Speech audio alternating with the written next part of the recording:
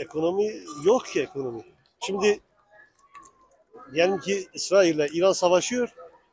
Türkiye'nin ekonomisi batıyor. Yani mazot dünden beri 56 lira oldu. Yani biri orada öksürse Türkiye'nin ekonomisi batar.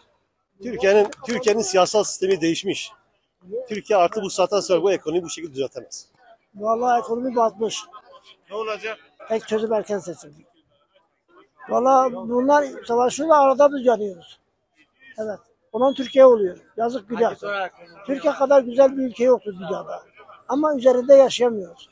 Benim bir arkadaşım vardı, Bulgaristan'a gitti geldi, dedi ki Bulgaristan bizim Türkiye kadar güzel değil ama bizim ülkemiz üzerinde yaşatmıyorlar. Evet. Emekliyim. Emeklinin durumu nasıl? Vallahi bir sıfır.